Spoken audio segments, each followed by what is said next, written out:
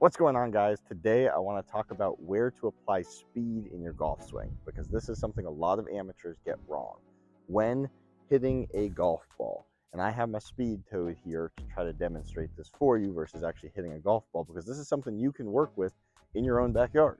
You don't need to hit balls on the range to start practicing this.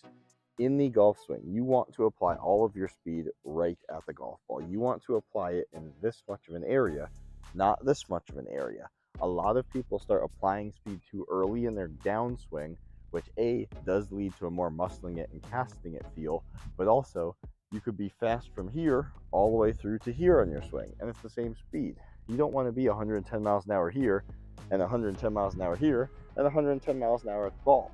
You want to accelerate into the ball, and then after impact, start your deceleration, not keep accelerating.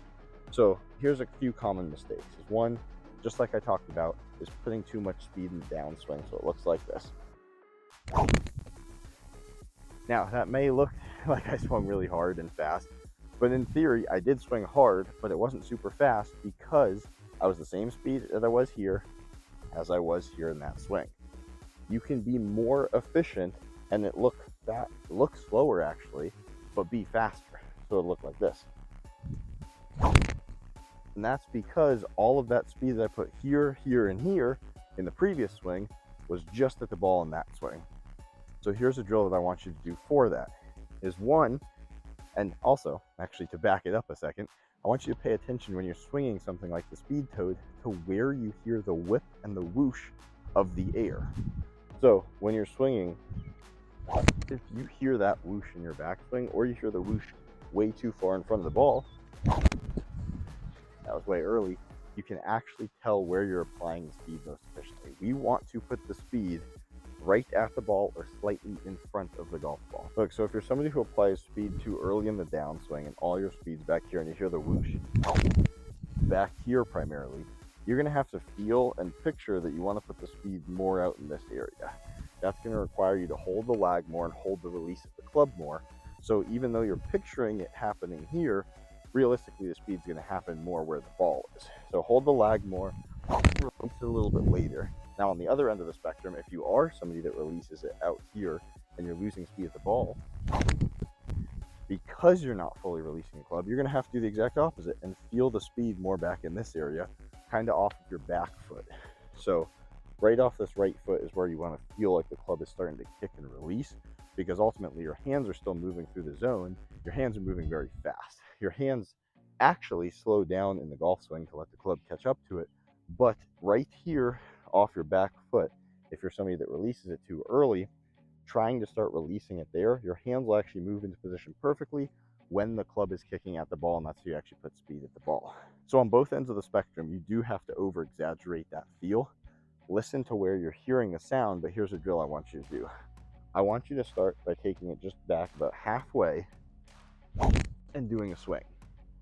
I want you to feel like it's more of a driver punch shot and you're putting all of the speed at this golf ball, because as our swing gets longer and longer, and then obviously into long drive territory where it's way back there, which a lot of you guys are not long drivers, it becomes harder to put speed at the ball because there's a lot of moving parts.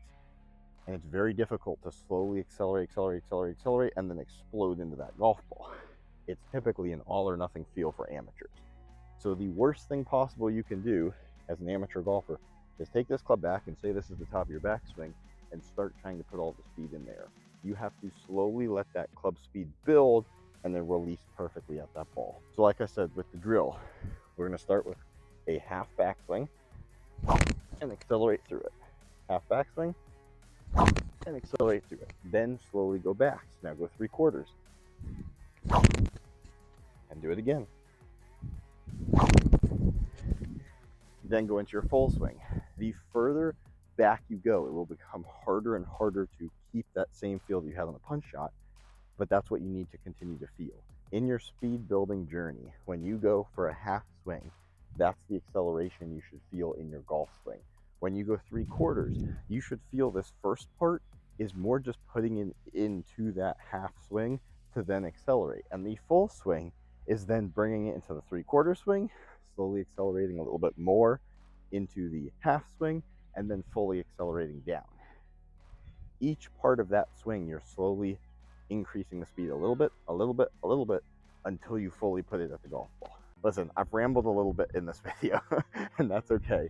I just wanted to give you guys a drill that you can do ultimately to start feeling actually increasing speed throughout your swing instead of putting it all at the top, and also how to narrow down that speed to be at the golf ball, because this is something that pros do extremely well, which is why their swings look so efficient, but they're also so fast, while amateurs can look like they're swinging incredibly hard, but they're actually not swinging that fast.